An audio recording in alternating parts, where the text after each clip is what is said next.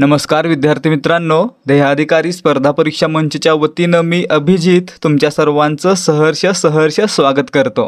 विद्यार्थी मित्रांनो, आजच्या या व्हिडिओमध्ये आपण 2025 मध्ये होणाऱ्या पोलीस भरतीसाठी अतिसंभाव्य प्रश्नांचा भाग 34 पाहणार आहे, ज्यामध्ये आपण मराठी व्याकरण, सामान्य ज्ञान आणि चालू घडामोडी या विषयांवरील महत्त्वाच्या प्रश्नांचा स्पष्टीकरणासह सराव करणार आहे। त्यामुळे जर तुम्ही 2025 मध्ये होणाऱ्या पोलीस भरतीसाठी तयारी करत आहात आणि त्यासाठी चांगल्या प्रकारे सराव करायचा आहे तर हा व्हिडिओ पूर्ण पहा। त्यासोबतच व्हिडिओ आवडल्यास व्हिडिओला लाईक करा आणि आपल्याला व्हिडिओ कसा वाटला हे कमेंट करून सांगायला विसरू नका। तसेच याच सारखे आणखी व्हिडिओ पाहून सराव करण्यासाठी आपल्या YouTube चॅनलला सबस्क्राइब करा। आता मित्रांनो, पाहूयात मागच्या व्हिडिओमधील सराव प्रश्नाचं उत्तर काय होतं। प्रश्न होता, ऑलिम्पिक पदक मिळवणारी पहिली भारतीय महिला कर्नम मल्लेश्वरी कोणत्या राज्याशी संबंधित आहे। या ठिकाणी पाहायचं आहे, कर्नम मल्लेश्वरी यांनी भारताला वेट लिफ्टिंग या खेळ प्रकारामध्ये ऑलिम्पिक पदक मिळवून दिलं होतं। तर मित्रांनो, या आंध्र प्रदेश या राज्यातील आहेत, म्हणजे आपलं उत्तर काय असणार आहे, पर्याय 2 आंध्र प्रदेश। मग या ठिकाणी पहा, करण Sadavarte, Shubham हारुगडे, Rupesh Buranwar, Kajal Upare, Prashant Dongre, Rani Waghmode, Sandeep Shinde, proud I am Indian, Rukmini Kendre, Ganesh मोढावे, दीक्षा भोळे आणि पवन वायकर या सर्वांनी या प्रश्नाचं अगदी बरोबर उत्तर दिलेलं होतं। सर्वांचं अभिनंदन। आता पाहूयात आजच्या व्हिडिओमधील प्रश्न। या ठिकाणी पहिलाच प्रश्न आहे, भारताच्या टिंबटिंबने स्वतंत्र न्यायव्यवस्थेची निर्मिती केली आहे। या ठिकाणी पाहायचं आहे, भारतीय संविधानानं भारतामध्ये स्वतंत्र न्यायव्यवस्थेची निर्मिती केलेली आहे, म्हणजे आपलं उत्तर काय असणार आहे, पर्याय 3 संविधानानं। त्यासोबतच मित्रांनो, स्वतंत्र न्यायव्यवस्था, लिखित संविधान, घटनात्मक सर्वोच्चता, घटनादुरुस्तीची प्रक्रिया, केंद्र आणि राज्यामधील अधिकारांचे विभाजन आणि द्विसदनी विधानमंडळ ही कशाची लक्षणं आहेत, तर ही संघीय शासन व्यवस्थेची लक्षणे आहेत, म्हणजेच संघराज्याची लक्षणे आहेत किंवा संघराज्याची वैशिष्ट्ये आहेत। लक्षात ठेवायचं, संघराज्याची वैशिष्ट्ये, त्याच्यामध्ये सर्वात महत्त्वाचं कोणता, स्वतंत्र न्यायव्यवस्था। ठीक आहे। प्रश्न क्रमांक 2, क्षेत्रफळाच्या बाबतीत भारतातील सर्वात मोठे राज्य कोणते।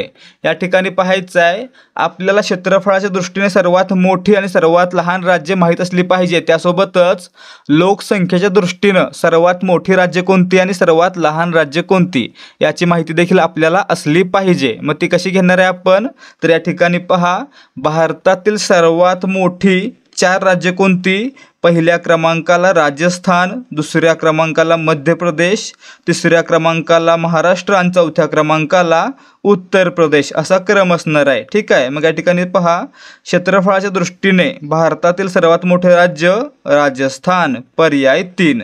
त्यासोबतच जर आपण विचार केला की क्षेत्रफळाच्या दृष्टीने सर्वात लहान राज्य कोणती, तर त्या ठिकाणी पाहायचं आहे, सर्वात लहान राज्य आहे गोवा। ठीक आहे। दुसऱ्या क्रमांकाला असणार आहे सिक्कीम आणि तिसऱ्या क्रमांकाला असणार आहे त्रिपुरा।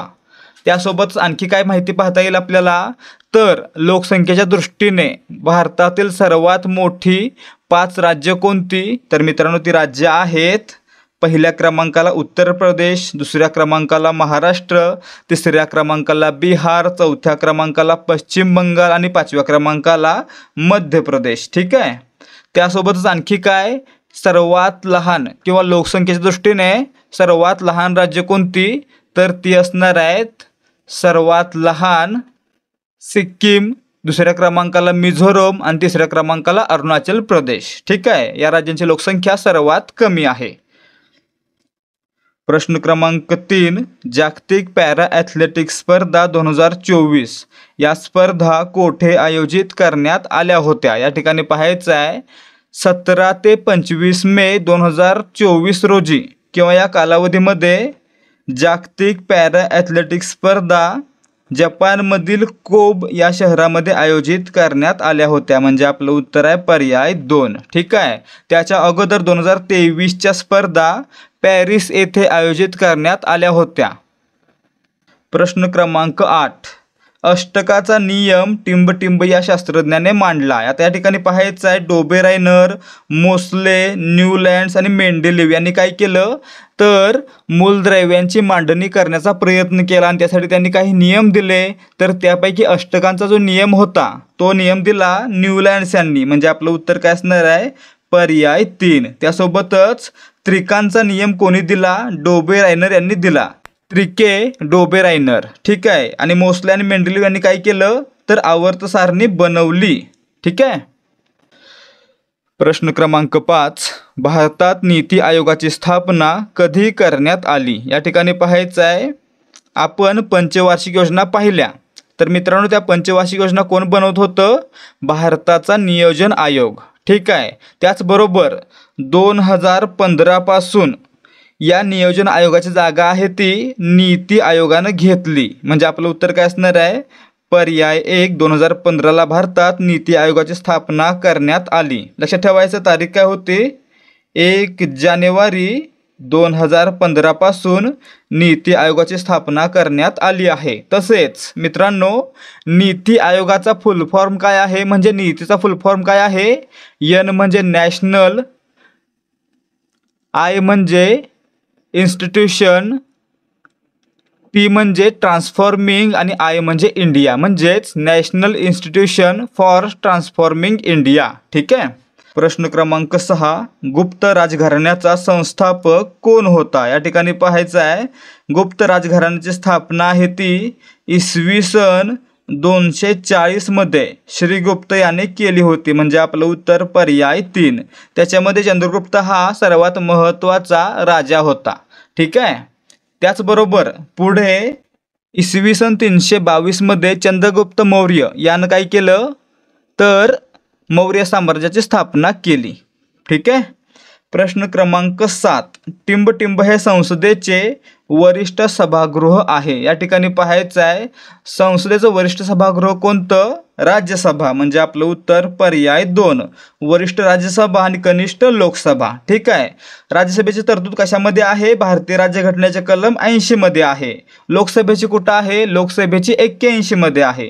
त्याचबरोबर विधानसभेची कुठं आहे विधानसभेची आहे 170 मध्ये आणि विधान परिषदेची कुठं आहे विधान परिषदेची आहे 171 मध्ये. ठीक आहे. प्रश्न क्रमांक 8.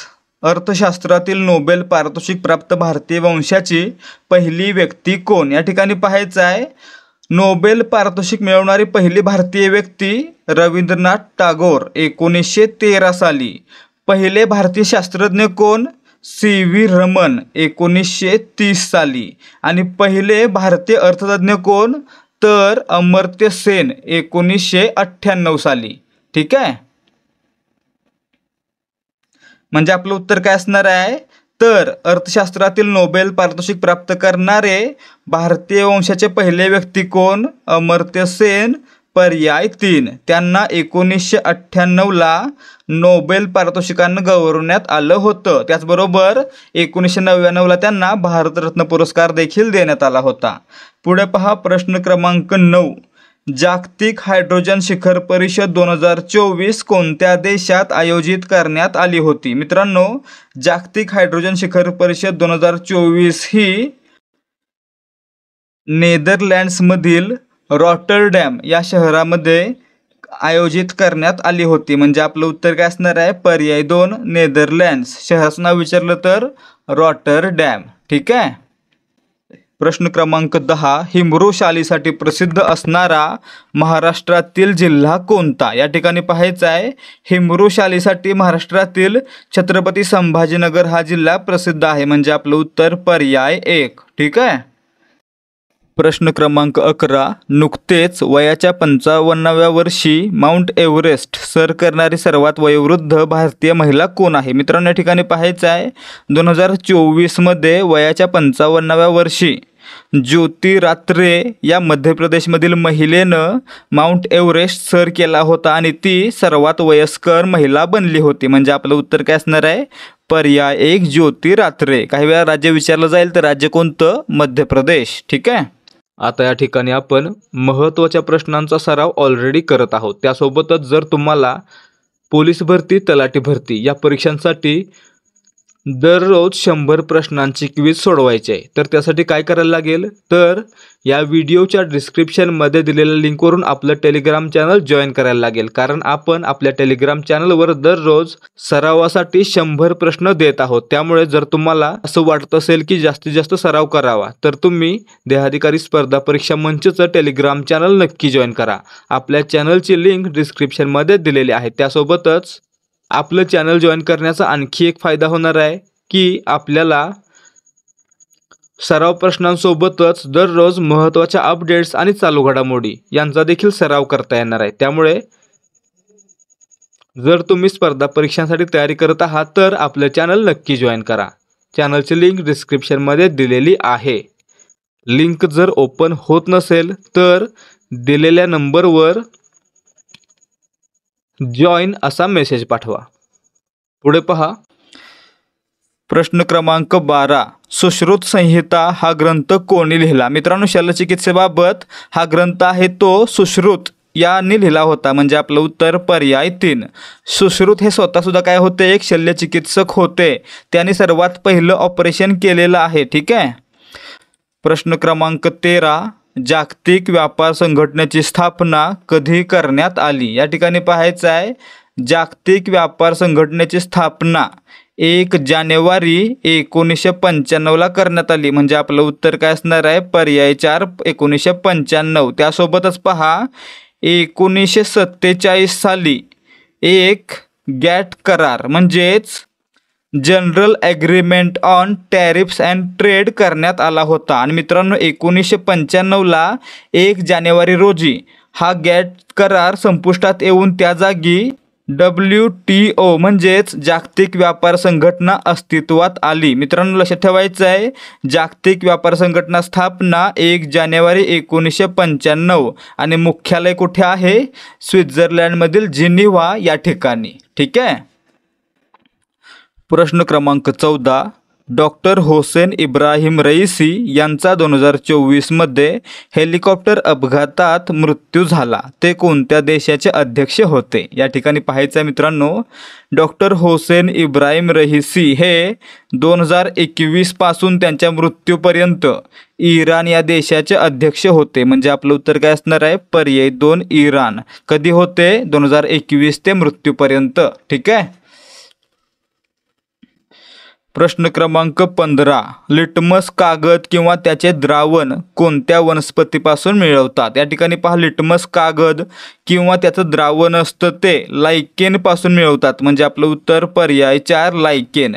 लायकेन काय असतं, तर अशी वनस्पती आहे ज्याच्यामध्ये शैवाल आणि बुरशी दोन्ही परस्पर संबंधामध्ये राहतात. शैवाल काय करतं, अन्न पुरवतं आणि बुरशी काय करते, तर आधार पुरवते. ठीक आहे. प्रश्न क्रमांक 16. उगवत्या सूर्याचा देश म्हणून कोणत्या देशास ओळखतात? या ठिकाणी पहा, अतिपूर्वेकडील देश कोणता आहे, जपान. ज्याला आपण काय म्हणतो, उगवत्या सूर्याचा देश. म्हणजे आपलं उत्तर पर्याय 1. ठीक आहे. प्रश्न क्रमांक 17. इंडिया हाऊसची स्थापना टिंबटिंब यांनी केली. या ठिकाणी पाहायचं, इंडिया हाऊसची स्थापना 1905 साली पंडित श्यामजी कृष्ण वर्मा यांनी लंडनमध्ये केली होती. म्हणजे आपलं उत्तर पर्याय 3 पंडित श्यामजी कृष्ण वर्मा. ठिकाण लंडन, वर्ष 1905. प्रश्न क्रमांक 18. ग्रामसभा बोलवण्याची जबाबदारी टिंबटिंबची असते. या ठिकाणी पाहायचं आहे, ग्रामसभा कोण बोलवतं, सरपंच किंवा ग्रामसभेचा सचिव. ठीक आहे. म्हणजे आपलं उत्तर काय असणार आहे, पर्याय 2 सरपंच.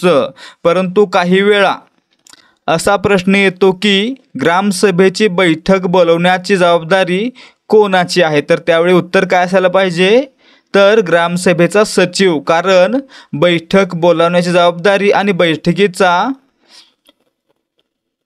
लेखाजोखा नोंद ठेवण्याची जबाबदारी कोणाची आहे, तर ग्रामसभेच्या सचिवांची आहे, म्हणजेच ग्रामसेवकांची आहे. ठीक आहे. प्रश्न क्रमांक 19. हिवताप हा टिंबटिंब डासाच्या मादीमुळे पसरतो. या ठिकाणी पाहायचं आहे, ॲनाफिलस डासाच्या मादीमुळे हिवताप म्हणजेच मलेरिया नावाचा आजार पसरतो. म्हणजे आपलं उत्तर पर्याय 3.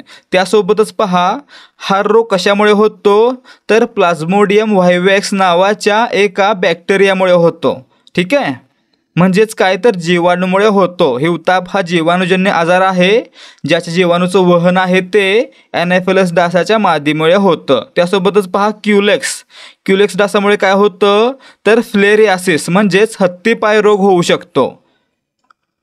प्रश्न क्रमांक 20, रुपयाचे प्रथम अवमूल्यन कधी करण्यात आले. या ठिकाणी पाहायचं मित्रांनो, भारतीय रुपयाचं 3 वेळा अवमूल्यन झालं आहे. कधी कधी तर सर्वात पहिल्यांदा 1949 साली, दुसऱ्यांदा 1966 साली आणि तिसऱ्यांदा 1991 साली.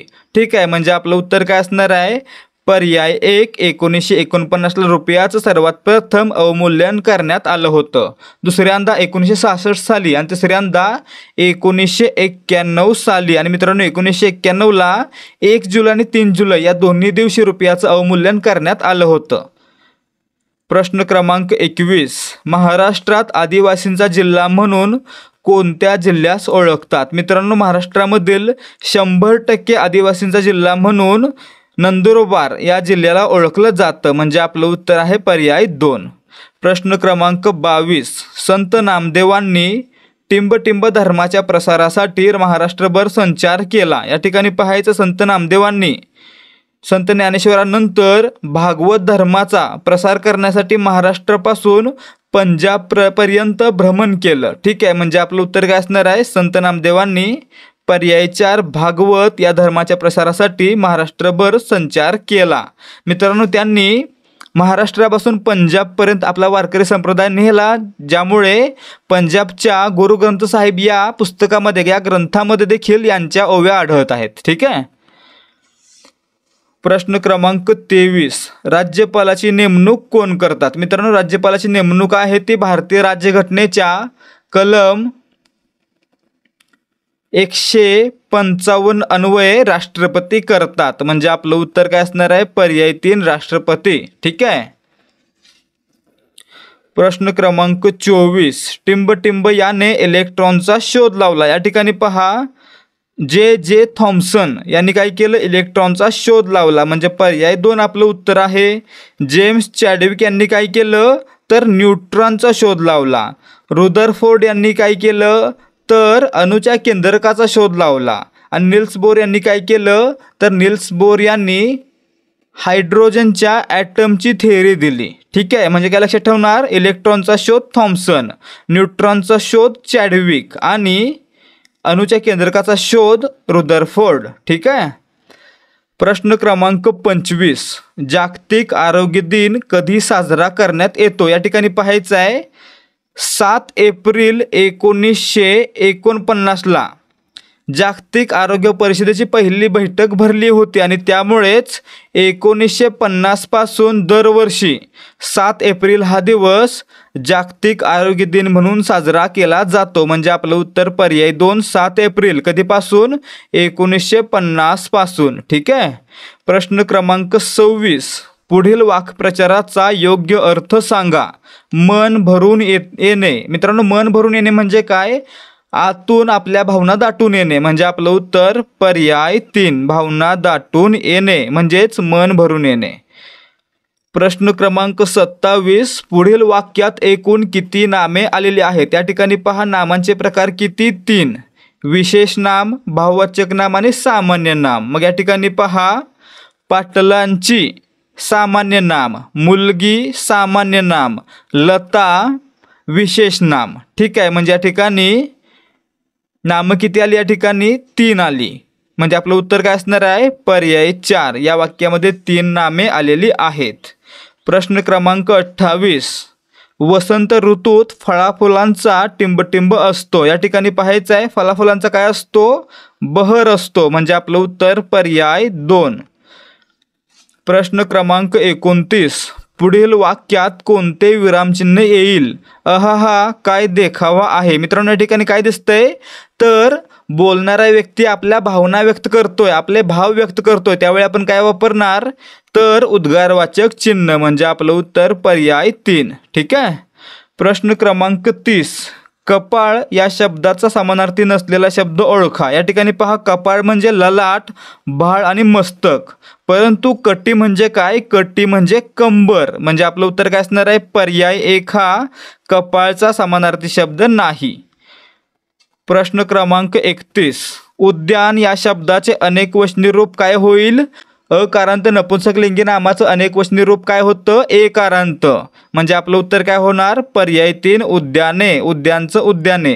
तर विद्यार्थी मित्रांनो, जर तुम्हाला मराठी व्याकरणाचा संपूर्ण सराव प्रश्नोत्तराच्या माध्यमातून करायचा आहे, तो देखील प्रत्येक मुद्द्यावरील एक प्रश्न पाहून, तर तुम्हाला काय करायचं आहे, ध्येयाधिकारी स्पर्धा परीक्षा मंचची A to Z मराठी व्याकरण ही सिरीज पाहायची आहे. त्यामध्ये आपण प्रत्येक टॉपिकमधील प्रत्येक मुद्द्यावर प्रश्न घेऊन प्रत्येक टॉपिकचा पूर्ण सराव केलेला आहे. त्यामुळे जर तुम्ही कोणत्याही परीक्षांसाठी तयारी करताय आणि मराठी व्याकरण परफेक्ट करायचं आहे, तर A to Z मराठी व्याकरण सिरीज नक्की पहा आणि ही सिरीज पाहण्यासाठी आपल्या चॅनलला सबस्क्राईब करा. प्रश्न क्रमांक 32. बालकवी म्हणून कोणास ओळखले जाते. या ठिकाणी पहा, बालकवी म्हणून त्र्यंबक बापूजी ठोंबरे यांना ओळखलं जातं, म्हणजे आपलं उत्तर पर्याय 3. साने गुरुजींचं पूर्ण नाव काय होतं, पांडुरंग सदाशिव साने. कृष्णाजी केशव दामले टोपण नाव काय, केशव सूत. आणि प्रल्हाद केशव वासरे टोपण नाव काय, केशव कुमार. ठीक आहे, लक्षात ठेवायचं आहे. आणि जर तुम्हाला पूर्ण यादी पाहायची असेल तर काय करायचं, आपलं टेलिग्राम चॅनल जॉईन करायचं. त्यावर आपण ऑलरेडी लेखकांनी पुस्तकं, लेखकांनी टोपण नावं यांच्या PDF दिलेल्या आहेत. त्या PDF डाउनलोड करण्यासाठी आपलं टेलिग्राम चॅनल जॉईन करा, लिंक डिस्क्रिप्शनमध्ये दिलेली आहे. प्रश्न क्रमांक 33. खालील पर्यायातून अशुद्ध शब्दाचा पर्याय निवडा. मैत्रिणी बरोबर, हुकूम बरोबर, प्रतिज्ञा बरोबर, परंतु माहितीमध्ये काय पाहिजे, हला पहिली वेलांटी पाहिजे, म्हणजे दुसरा पर्याय काय चुकीचा आहे. प्रश्न क्रमांक 34. खालील वाक्यात रिकाम्या जागी योग्य सर्वनाम निवडा. टिंब टिंब मुलीला आज बक्षीस मिळाले. मित्रांनो, या ठिकाणी पहा, त्या मुलीला आज बक्षीस मिळाले असं आपण म्हणू शकतो, म्हणजे आपलं उत्तर काय असणार आहे, पर्याय 2. ठीक आहे. प्रश्न क्रमांक 35. जसे पक्ष्याचे पिल्लू असते तसे म्हशीच्या पिल्लाला काय म्हणतात. या ठिकाणी पहा, वासरू गाईच्या पिल्लाला म्हणतात, शिंगरू घोडा किंवा गाढवाच्या पिल्लाला म्हणतात, पाडस हरणाच्या पिल्लाला म्हणतात आणि रेडकू म्हशीच्या पिलाला म्हणतात, म्हणजे आपलं उत्तर पर्याय 3 रेडकू. त्यासोबतच आपल्याला पूर्ण यादी हवी असेल तर काय करायचं, टेलिग्राम चॅनल जॉईन करायचं. प्रश्न क्रमांक 36. गाजर पारखी या शब्दाचा योग्य अर्थ पर्यायातून निवडा. मित्रांनो, गाजर पारखी म्हणजे काय, ज्याला कसल्याही प्रकारची पारख नाही असा, म्हणजे पर्याय 3. प्रश्न क्रमांक 37. महा अधिक उत्सव या शब्दाचा संधी करा. या ठिकाणी पहा, महामधील शेवटचा वर्ण कोणता, आ, आणि उत्सवमधील पहिला उ. आ अधिक उ काय होणार, ओ होणार, आणि तो काय होणार, ओ हा हला जोडला जाणार, म्हणजे काय होणार, महो होणार, महोत्सव. ठीक आहे, म्हणजे आपलं उत्तर पर्याय 3. प्रश्न क्रमांक 38. खालीलपैकी चुकीची विरुद्ध लिंगी जोडी ओळखा. पेटारा पेटी बरोबर, व्याही विहीन बरोबर, गवळी गवळण बरोबर, परंतु बोकडला काय पाहिजे, शेळी, आणि मेंढीला काय पाहिजे, मेंढा, म्हणजे ही जोडी चुकलेली आहे, म्हणजे आपलं उत्तर पर्याय 2. प्रश्न क्रमांक 39. मराठी वर्णमालेत एकूण किती स्वरादी आहेत. या ठिकाणी पहा, मराठी वर्णमालेमध्ये एकूण 52 वर्ण आहेत, ज्यापैकी 14 स्वर आहेत, 2 स्वरादी आहेत आणि 36 व्यंजन आहेत. ठीक आहे, म्हणजे आपलं उत्तर काय, मराठी वर्णमालेमध्ये एकूण 2 स्वरादी आहेत, म्हणजे पर्याय 3. प्रश्न क्रमांक 40. खालीलपैकी शुद्ध शब्द ओळखा. या ठिकाणी पहा, शुद्ध शब्द कसा असतो, सजीवालामध्ये सजीवाला, म्हणजे जला दुसरे वेलांटी, म्हणजे आपलं उत्तर पर्याय 2.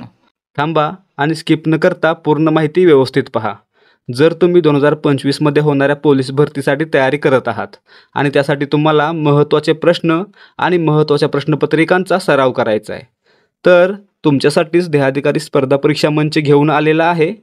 25 रुपयांमध्ये 10 प्रश्नपत्रिकांचा संच, ज्यामध्ये तुम्हाला 10 प्रश्नपत्रिका फक्त 25 रुपयांना मिळणार आहेत आणि त्यामध्ये तुम्हाला प्रत्येक प्रश्नाचं संपूर्ण डिटेलमध्ये स्पष्टीकरण मिळणार आहे. त्यामुळे जर तुम्हाला महत्त्वाच्या प्रश्नांचा सराव करायचा आहे आणि चांगले गुण मिळवायचे आहेत तर तुम्ही हा संच नक्की विकत घ्या. जर तुम्हाला हा संच कसा आहे हे पाहायचं असेल तर तुम्हाला त्यासाठी एक डेमो प्रश्नपत्रिका फ्रीमध्ये दिली जाईल. त्यासाठी डिस्क्रिप्शनमध्ये दिलेल्या कॉन्टॅक्ट ध्येयाधिकारी या लिंकवरून टेलिग्रामवर आपल्या ॲडमिनला डेमो असा मेसेज पाठवायचा आहे. त्यानंतर ॲडमिन तुम्हाला एक डेमो प्रश्नपत्रिका फ्रीमध्ये देईल. ती प्रश्नपत्रिका पहा, सोडवा आणि आवडल्यास तुम्ही हा संच विकत घेऊ शकता. प्रश्न क्रमांक 41. अव या उपसर्गाने पुढीलपैकी कोणता विरुद्धार्थी शब्द बनला नाही? या ठिकाणी पाहायचं आहे. गुणला विरुद्धार्थी अवगुण, अव जोडून बनला. कृपाला विरुद्धार्थी अवकृपा, अव जोडून बनला. आणि रोधला विरुद्धार्थी अवरोध, हा देखील अव हा उपसर्ग जोडून बनला. परंतु अवयव हा बनलाय का? नाही बनलेला आहे. म्हणजे आपलं उत्तर पर्याय 3 अवयव हा शब्द अव या उपसर्गाने बनलेला नाही किंवा विरुद्धार्थी नाही. प्रश्न क्रमांक 42. मधमाशाच्या घराला काय म्हणतात? या ठिकाणी पहा, खुराडे, कोंबडी, जाळे, कोळी, बीड, उंदीर किंवा साप आणि पोळे मधमाशांचं घरटं. म्हणजे आपलं उत्तर पर्याय 4. प्रश्न क्रमांक 43. खालील वाक्यात विशेषण ओळखा. सुधीर हुशार मुलगा आहे. मित्रांनो, विशेषण म्हणजे काय असतं? तर नामाबद्दल अधिक माहिती सांगणारा शब्द म्हणजे विशेषण. मग या ठिकाणी पहा, सुधीर या नामाबद्दल कोणता शब्द अधिक माहिती सांगतोय? तर हुशार. म्हणजे आपलं उत्तर काय असणार आहे? हुशार हे या वाक्यातील विशेषण आहे. पर्याय 2. प्रश्न क्रमांक 44. खालील शब्दसमूहाबद्दल एक शब्द निवडा. ज्याचा थांग लागत नाही असा अथांग. म्हणजे आपलं उत्तर पर्याय 3. प्रश्न क्रमांक 45. खाली दिलेल्या वाक्यातील उद्देश भाग ओळखा. या ठिकाणी पहा, उद्देश भाग म्हणजे काय असतं? वाक्यातील कर्ता आणि त्यासंबंधीचा भाग किंवा त्यासंबंधीचे शब्द, याला काय म्हणायचं? उद्देश विभाग म्हणायचं. मग या ठिकाणी पहा, सेनापती बापटांनी सफाईचे व्रत आयुष्यभर राबवले. कर्ता कोण आहे? सेनापती बापट. म्हणजे आपलं उत्तर काय असणार आहे? उद्देश विभाग कोणता? पर्याय 1 सेनापती बापटांनी. प्रश्न क्रमांक 46. खालीलपैकी भाववाचक नाम ओळखा. या ठिकाणी पहा, भाववाचक नाम म्हणजे काय असतं? ज्या नामाच्या वस्तूला किंवा व्यक्तीला स्पर्श करता येत नाही त्याला काय म्हणायचं? भाववाचक नाम. उदाहरणार्थ गुलामगिरी. आपण गुलामगिरी म्हणतोय परंतु आपण गुलामगिरीला स्पर्श करू शकतो का? नाही करू शकत. म्हणजे आपलं उत्तर काय असणार आहे? पर्याय 3 गुलामगिरी हे भाववाचक नाम आहे. वर्ग आणि समिती काय दाखवतायत? समूह दाखवतायत, म्हणून हे काय आहे? समूहवाचक नाम. आणि साखर हे काय आहे? ज्या वस्तूला आपण परिमाणामध्ये मोजू शकतोय, म्हणजेच लिटर किलोमध्ये मोजू शकतोय, त्याला काय म्हणायचं? पदार्थवाचक नाम. म्हणजे साखर हे काय? पदार्थवाचक नाम. म्हणजे आपलं उत्तर काय असणार आहे? पर्याय 3 गुलामगिरी हे भाववाचक नाम आहे. वर्ग काय आहे? समूहवाचक नाम. समिती समूहवाचक आणि साखर पदार्थवाचक. ठीक आहे. प्रश्न क्रमांक 47. संकेतने आपले प्राथमिक शिक्षण पूर्ण केले. या वाक्याचा काळ ओळखा. या ठिकाणी पहा, संकेतने आपले प्राथमिक शिक्षण पूर्ण केले म्हणजे काय झालं? क्रिया घडून गेली, म्हणजेच भूतकाळ झाला. म्हणजे आपलं उत्तर पर्याय 2. शिक्षण पूर्ण करत आहे किंवा करतो, या ठिकाणी काय होणार? वर्तमान काळ. प्रश्न क्रमांक 48. खालील शब्दाला जोड शब्द असलेला पर्याय ओळखा. साज. मित्रांनो, साजला समानार्थी शब्द शृंगार. म्हणजे आपलं उत्तर पर्याय 4.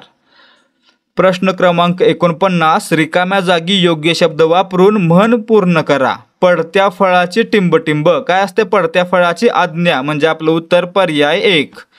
आपल्या मनातील गोष्ट पूर्ण करण्यासाठी जे काही घडेल त्याला संकेत मानणं म्हणजेच आज्ञा. ठीक आहे. पडत्या फळाची आज्ञा. ठीक आहे. प्रश्न क्रमांक 50. खाली दिलेल्या वाक्यात क्रियापद ओळखा. अवघड झाले आता सगळे. मित्रांनो, क्रियावाचक शब्द कोणता या ठिकाणी? झाले हे काय आहे? क्रियावाचक शब्द म्हणजेच क्रियापद. म्हणजे आपलं उत्तर पर्याय 2. तर विद्यार्थी मित्रांनो, हे होते आजचे अतिसंभाव्य प्रश्न. आता पाहूयात आजच्या व्हिडिओमधील माहितीच्या आधारे एक सराव प्रश्न. प्रश्न आहे, आधुनिक मराठी वर्णमालेमध्ये एकूण किती वर्ण आहेत? 36, 38, 48, 52. विद्यार्थी मित्रांनो, जर तुम्हाला याचं उत्तर येत असेल तर व्हिडिओ खाली कमेंट करून नक्की सांगा. त्याचबरोबर जर तुम्हाला हा व्हिडिओ आवडला असेल आणि व्हिडिओमधील माहिती समजली असेल तर व्हिडिओला लाईक करायला विसरू नका. तसेच आपल्याला हा व्हिडिओ कसा वाटला हे व्हिडिओ खाली कमेंट करून नक्की सांगा. आणि याचसारखे आणखी व्हिडिओ पाहून पोलीस भरती, तलाठी भरती आणि इतर स्पर्धा परीक्षांसाठी महत्त्वाच्या प्रश्नांचा सराव करायचा असेल तर ध्येयाधिकारी स्पर्धा परीक्षा मंच या आपल्या यूट्यूब चॅनलला सबस्क्राईब करा आणि आपल्या चॅनलवर अपलोड करण्यात आलेले व्हिडिओ आणि इतर माहिती लवकरात लवकर तुमच्यापर्यंत पोहोचावी यासाठी बेल आयकॉनवर क्लिक करा आणि ऑलवर सेट करा. भेटूयात या सिरीजच्या पुढच्या भागामध्ये. तोपर्यंत जय हिंद, जय महाराष्ट्र.